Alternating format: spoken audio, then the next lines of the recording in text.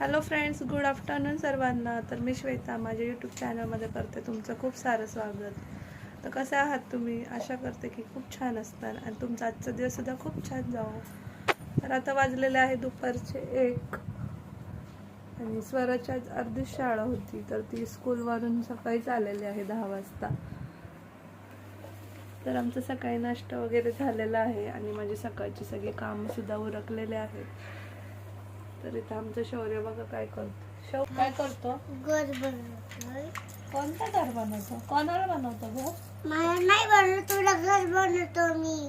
हा, तुला घर नाही बनवत, तिला घर बनवतो मी. तर आमचं शौर्य इथं पाणी प्यायचे ग्लास आहे त्याचं घर बनवतोय. स्वरा इथं बसलेली आहे कार्टून बघत. तर आता करायचं आहे दुपारचा स्वयंपाक. तर चला मग मी आता चाललेले आहे किचनमध्ये. तर माझ्या चॅनलवर कोण नवीन असेल तर त्यांनी चॅनलला सबस्क्राईब करायला विसरू नका. घर बनवलंय. छान बनवलं. तसेच शेजारी असलेल्या बेल आयकॉनवर क्लिक करा, जेणेकरून तुम्हाला मी टाकलेल्या व्हिडिओची नोटिफिकेशन मिळेल. तर आता मी जाते किचनमध्ये. तर मी आता आलेले आहे किचनमध्ये आणि मला करायचं आहे दुपारचा स्वयंपाक. तर आज दुपारच्या स्वयंपाकामध्ये असणार आहे हिरवा मूग, त्याच्यानंतर बीन्स, चपाती आणि भात. तर सुरुवातीला मी इथे मुगाची पातळ भाजी बनवून घेणार आहे.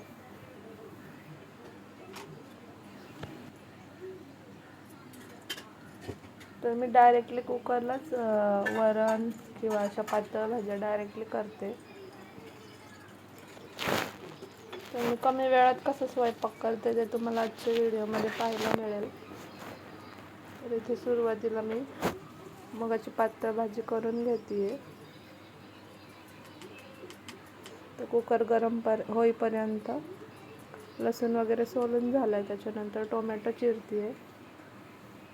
तर ते फोडणी दिल्यानंतर लसूण आणि टोमॅटो टाकायचं आहे. तर मी आधी तयारी करत बसत नाही, तर डायरेक्टली स्वयंपाक माझा सुरू असतो. तेल वगैरे गरम होईपर्यंत आपला टोमॅटो कोथिंबीर चिरून होते. आता जिरे, मोहरी, लसणाची फोडणी तसेच कढीपत्ता टाकलेला आहे. त्यानंतर याच्यामध्ये टोमॅटो घातला आहे. तर टोमॅटो चांगला फ्राय होऊन द्यायचा आहे. तर मूग वगैरे मी आधीच धुवून ठेवलेले आहेत.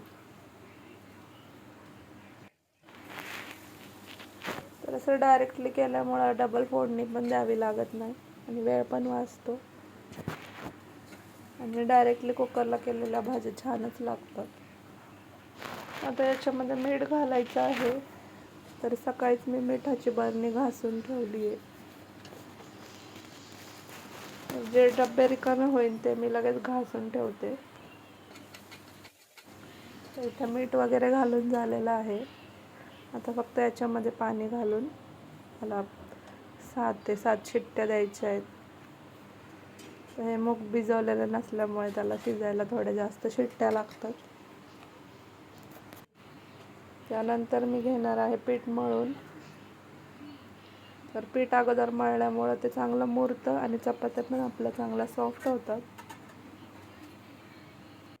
जेव्हा माझं लग्न झालं होतं तेव्हा मला कोणतं काम कधी करायचं ते कळत नव्हतं आणि स्वयंपाकाला मला 1.5 ताससुद्धा पुरत नव्हता, कारण किचनचा माझा कधी जास्त संबंधच नव्हता. तर आता मी कमी वेळामध्ये पण स्वयंपाक करू शकते. तर इथं माझं पीठ मळून झालेलं आहे. आता ते झाकून मी साईडला ठेवणार आहे. आता याच्यानंतर बनवायची आहे बीन्सची सुक्की भाजी. इथं सुरुवातीला बीन्स कापून घ्यायचे. तर बीन्सची भाजी मला खूप आवडते आणि आपल्या शरीरासाठी सुद्धा ती चांगलीच असते. तर काही लोकांना बीन्स अजिबात आवडत नाही, पण आपण सगळ्या भाज्या खाणे जरुरी आहे. इथे मी एकाच वेळी 5 ते 6 बीन्सच्या शेंगा घेऊन त्या कट करते, म्हणजे आपला टाईम वाचतो. तर हे सगळे शेंगा कट करून झाल्यानंतर पाण्याने स्वच्छ धुवून घ्यायच्यात. त्यानंतर इकडे मी कढई ठेवलेली आहे आणि इकडे मुगाच्या शिट्ट्या पण होतात. तर याच्यामध्ये कढईमध्ये तेल घातलेलं आहे. त्याच्यानंतर जिरी मोहरी कढीपत्त्याची फोडणी, त्यानंतर घालायचा आहे कांदा. कांदा घातल्यानंतर टोमॅटो घालायचा आहे. शक्यतो मी बीन्सची भाजी कुकरलाच करते, पण आता कुकरमध्ये मूगमुळं कढईमध्येच करते. हिरव्या मिरचीमध्ये सुद्धा बीन्सची भाजी छान लागते, लसूण आणि हिरवी मिरची भाजून. तर टोमॅटो चांगला मऊ होईपर्यंत परतून घ्यायचा आहे. त्याच्यानंतर याच्यामध्ये घालायची आहे हळद, लाल तिखट, कांदा मसाला. तर काही जण याच्यामध्ये बटाटासुद्धा घालतात किंवा मग वाटाणासुद्धा घालतात. तर हे मसाले चांगले परतल्यानंतर याच्यामध्ये धुतलेले बीन्स घालायचे.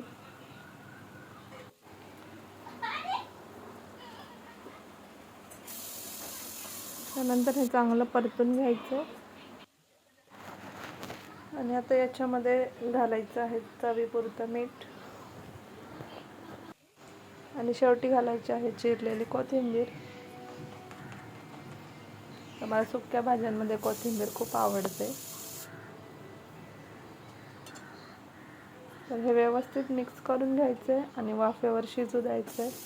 इथे माझी मुगाची भाजी झालेली आहे. त्यानंतर आता मला इथे भाताचं कुकर लावायचं आहे. तर आता ही बीन्सची भाजी शिजेपर्यंत माझा भाताचं कुकर होईल आणि मग शेवटी चपात्याच राहतात. तर आपण असं थोडंसं आयडियाने कामं केली तर आपली कमी वेळामध्ये सुद्धा खूप चांगली कामं होतात. कोणतीही गोष्ट शिकायची असेल तर त्याला अनुभव हा लागतोच आणि आपण हळूहळू अनुभवाने सगळ्या गोष्टी शिकतो. तर पूर्वी मला स्वयंपाक म्हटलं की खूप कंटाळवाणं वाटायचं, पण आता मला अजिबात कंटाळा येत नाही. तर इथे भाताचं कुकर लावून झालेलं आहे. तर 3 शिट्ट्या झाल्यानंतर ते बंद करायचं आहे. म्हणजे फक्त चपात्या करायच्या राहिलेल्या आहेत. तर भात झाल्यानंतर ही भाजी इकडे ठेवणार आणि चपात्या करून घेणार. तर अशा प्रकारे मी कमी वेळात पटापट सगळा स्वयंपाक करते. तर शेवटी इथे माझ्या चपात्यासुद्धा आता होत आलेल्या आहेत. तर फायनली माझा सगळा स्वयंपाक झालेला आहे. चपात्या सुद्धा झालेल्या आहेत.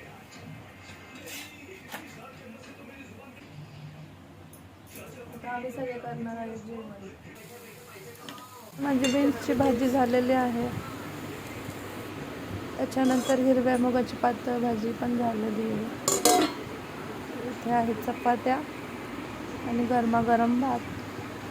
तर या सगळे जेवायला.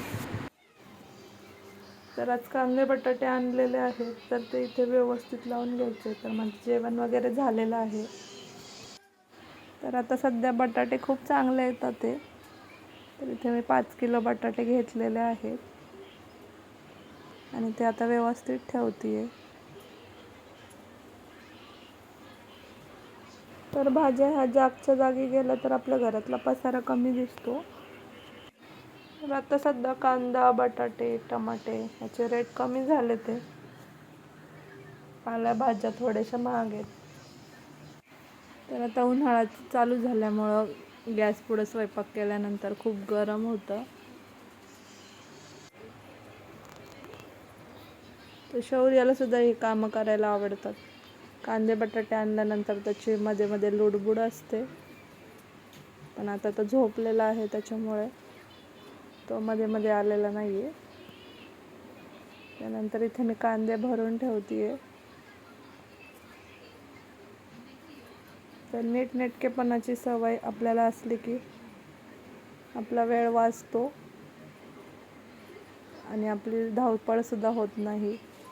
मला भाज्या निवडायला वगैरे खूप आवडतं.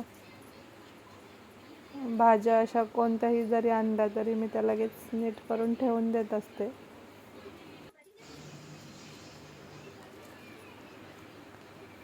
तर इथे एक्स्ट्राचे कांदे आहेत.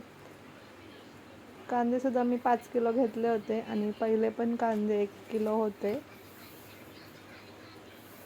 चला तर मग आजचा व्हिडिओ इथेच एंड करते. आय होप तुम्हाला माझा आजचा व्हिडिओ आवडला असेल.